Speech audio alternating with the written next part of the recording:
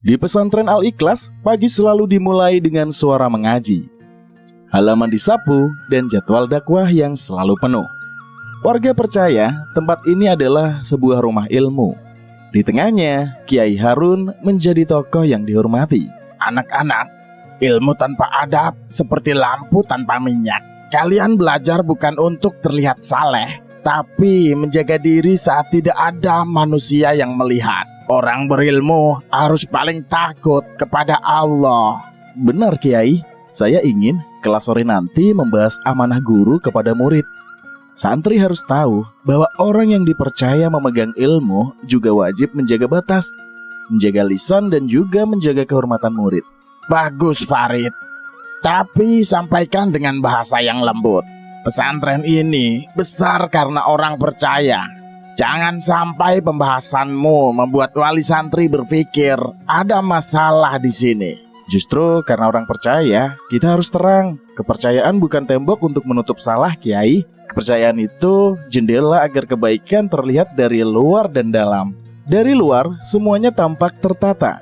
Namun, sebuah tempat yang tampak bersih belum tentu bebas dari noda yang disembunyikan terlalu lama.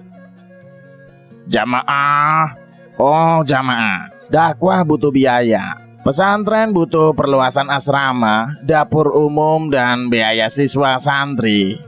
Siapapun yang membantu, insya Allah namanya bakal tercatat sebagai pembela agama. Kiai, laporan infak bulan ini naik besar. Beberapa donatur minta foto kegiatan dakwah, terutama pengajian santriwati dan program tahfiz. Mereka ingin memastikan dana dipakai jelas. Kirim foto yang bagus saja Rahmat. Tampilkan aula penuh, anak-anak tersenyum, dan spanduk yang besar. Jangan terlalu banyak angka. Orang lebih tersentuh gambar daripada laporan yang tebal. Tetap perlu pembukuan Kiai. Saya takut nanti yayasan ditanyai. Apalagi beberapa orang mulai membicarakan cara Kiai memanggil santriwati sendirian setelah kelas malam. Itu urusan bimbingan pribadi. Jangan mudah percaya bisik-bisik. Di tempat ilmu, murid sering salah paham karena belum matang. Tugasmu menjaga nama pesantren, bukan mendengar suara lorong. Saya menjaga pesantren Kiai, tapi nama baik tidak bisa ditopang poster. Kalau ada keluhan, sebaiknya kita dengar sebelum menjadi bara. Siti, aku mau cerita. Tapi jangan panik ya. Beberapa kali Kiai Harun memanggilku setelah kelas. Katanya mau menasehati, tapi ucapannya membuatku tidak nyaman. Aku merasa disudutkan, bukan dibimbing. Aku percaya kamu Naila, wajahmu dari kemarin beda. Kamu tidak perlu menjelaskan hal berat. Cukup bilang, apakah kamu merasa aman kalau dipanggil sendirian lagi? Tidak, aku takut dianggap melawan guru.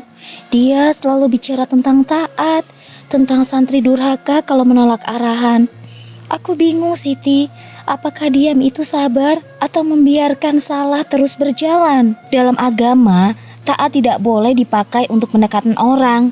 Guru harus membuat murid dekat kepada Allah, bukan membuat murid takut pada dirinya.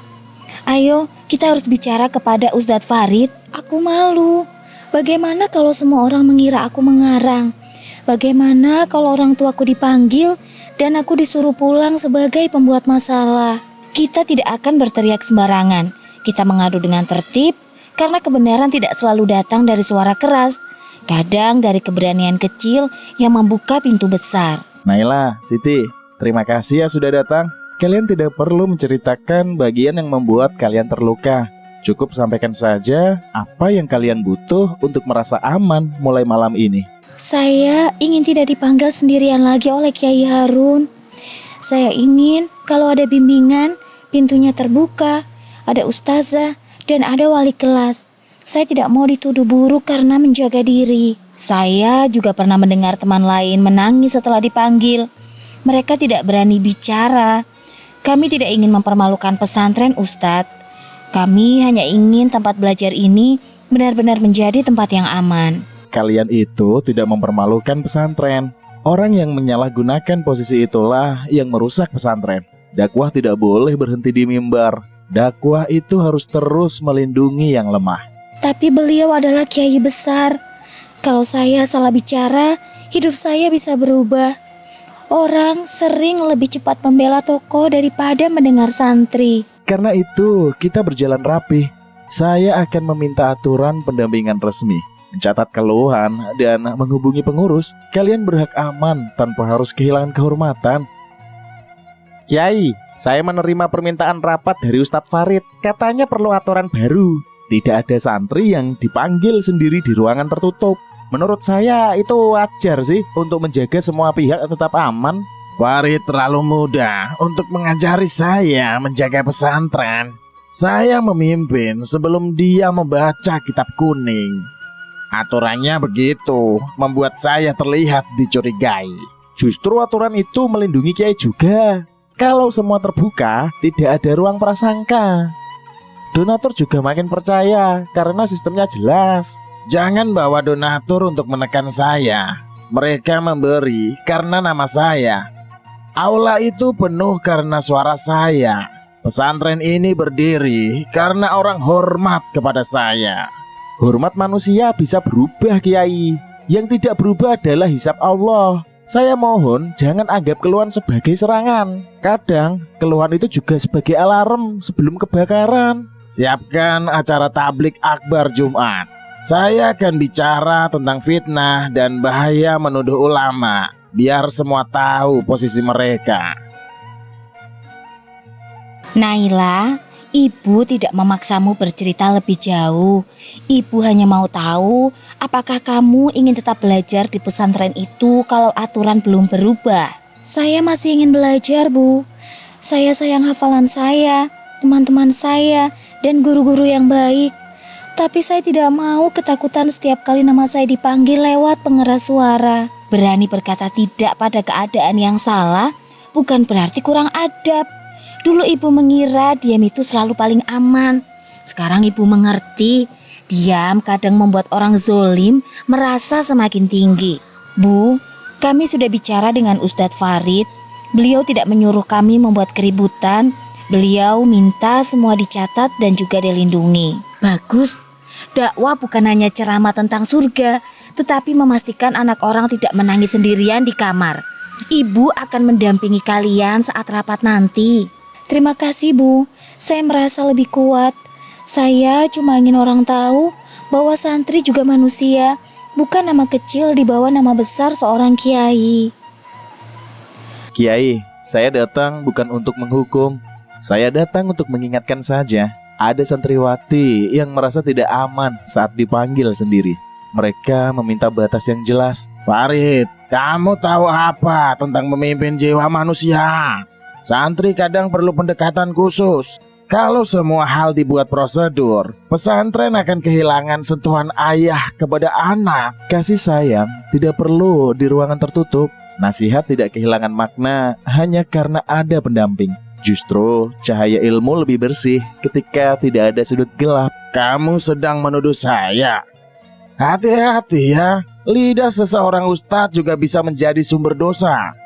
Jangan sampai niatmu itu membela santri berubah jadi fitnah pada guru sendiri. Saya tidak takut fitnah, Kiai. Tapi saya lebih takut ketika korban dipaksa menelan luka demi menjaga wajah orang yang berkuasa. Mari buat aturan dan buka ruangan yang aman. Luar Farid, mulai hari ini kelas dakwahmu saya batasi. Saya tidak butuh orang yang menanam curiga di rumah saya sendiri. Malam itu dakwah berubah bentuk. Bukan hanya suara dari mimbar, melainkan keberanian menyusun langkah. Ustadz Farid memilih jalan tertib karena kebenaran yang kacau dan mudah dipatahkan. Pak Rahmat, saya punya catatan keluhan. Tidak ada cerita yang dipaksa.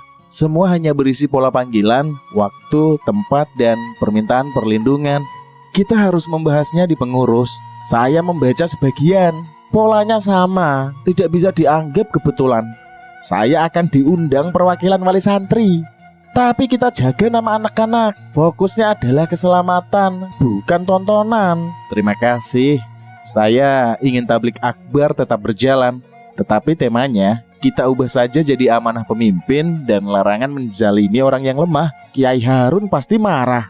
Namun, kalau dakwah takut kepada wajah manusia, berarti dakwahnya kehilangan arah. Kita tidak sedang menjatuhkan pesantren, kita sedang menyelamatkannya dari busuk yang tersimpan. Di serambi yang lantainya bersih, keputusan besar lahir dari suara pelan. Kadang perubahan tidak datang dari teriakan, melainkan dari orang-orang yang menolak menutup mata. Bu Salma, saya takut besok saat rapat. Saya sudah membayangkan tatapan orang. Saya takut mereka bertanya kenapa saya baru bicara sekarang, Bu. Jawab saja, karena baru sekarang kamu merasa ada yang mendengar. Tidak semua luka punya tanggal berani. Orang yang bertanya seperti itu sering lupa bahwa yang lemah itu juga butuh waktu untuk percaya. Saya tidak ingin cerita ini menjadi gosip. Saya ingin teman-teman belajar tanpa takut. Saya ingin Kiai Harun berhenti memakai ayat untuk membuat kami merasa bersalah. Itulah dakwahmu, Nak. Kamu bukan penceramah mimbar, tetapi keberanianmu bisa menjadi pelajaran. Menjaga kehormatan diri itu juga ibadah loh. Kalau beliau meminta maaf sungguh-sungguh, apakah saya harus memaafkan langsung? Memaafkan itu tidak berarti meniadakan tanggung jawab.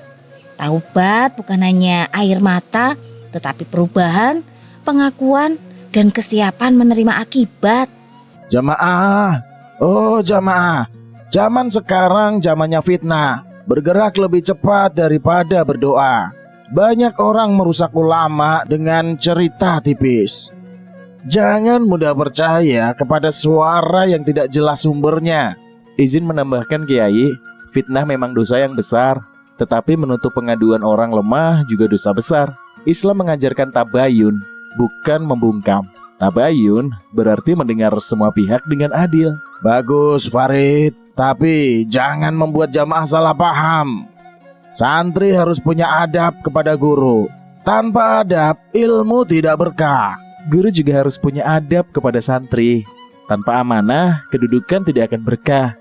Orang dekat mimbar seharusnya paling takut melukai orang yang percaya kepadanya. Kamu memilih panggung untuk menyindir saya. Saya memilih panggung untuk menyampaikan dakwah yang selama ini sering kita baca, tapi jarang kita terapkan ketika yang diuji adalah orang yang kita hormati. Kiai, hasil rapat sementara jelas. Semua bimbingan santri harus terbuka, didampingi dan tercatat. Kami juga akan audit dana pesantren karena ada pengeluaran yang tidak sesuai dengan nota. Audit? Kalian sekarang bukan hanya percaya keluhan anak-anak, tapi juga menghina saya soal uang. Saya ini wajah pesantren. Kalau wajah ini kalian rusak, bangunan juga akan runtuh. Bangunan runtuh kalau fondasinya rapuh, bukan karena diperiksa. Kalau kiai bersih, pemeriksaan menjadi pembela. Kalau salah, pengakuan lebih mulia daripada perlawanan. Jangan menggurui saya. Saya bisa memindahkan donatur utama dalam 1 kali telepon. Tanpa saya, kalian hanya pengurus yang sibuk dengan stempel. Kalau donatur pergi karena kita memilih amanah, ya biarkan. Lebih baik pesantren kecil tapi jujur daripada besar dengan air mata santri di bawah karpetnya. Saya tidak akan tanda tangan aturan itu. Kalian akan menyesal karena melawan orang yang selama ini menjadi pintu rezeki kalian. Naila, Siti, hari ini kita hanya menyusun keterangan umum. Tidak perlu detail yang membuat kalian kembali terluka. Tulis saja waktu, tempat, saksi sekitar, dan permintaan perlindungan. Saya akan menulis itu. Saya ingin kalimat pertama saya jelas. Saya tidak membenci guru. Saya membenci penyalahgunaan kuasa. Saya ingin belajar agama tanpa merasa kecil. Saya akan menulis sebagai saksi pendamping. Saya melihat perubahan Naila, mendengar keluhan teman lain, dan pernah melihat panggilan malam yang tidak wajar. Saya tidak akan menambah-nambahi, Ustadz. Itu cukup. Dakwah yang benar tidak butuh kebohongan untuk menang. Kita berjalan dengan bukti, adab, dan perlindungan. Jangan balas kezaliman dengan fitnah. Ustadz, kalau nanti saya dicaci, apakah Allah tahu saya tidak sedang mencari perhatian? Allah tahu yang kamu tahan saat orang lain tidur nyenyak.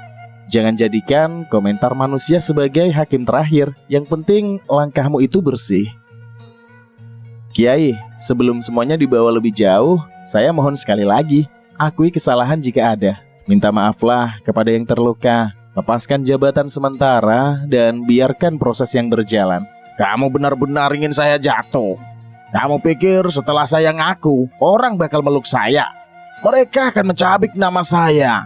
Farid, saya lebih baik bertahan daripada mati sebagai hinaan. Hinaan manusia masih bisa menjadi jalan pulang kalau hati tunduk. Tetapi mempertahankan dusta dengan sorban dan ayat membuat dosa itu terlihat seperti dakwah. Saya sudah berkhutbah ribuan kali.